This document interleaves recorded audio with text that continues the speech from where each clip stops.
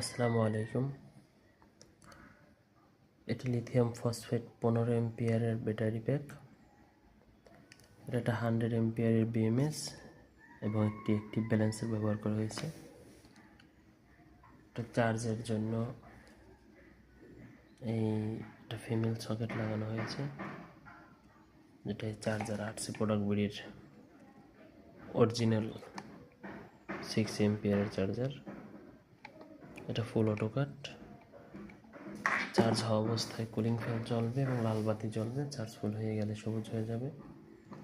আর আউটপুটের জন্য high quality connector ব্যবহার করা হয়েছে, মেল কানেক্টর, এবং সাথে একটি ফিমেল কানেক্টর দেওয়া হয়েছে। এটা এখানে সংযুক্ত করে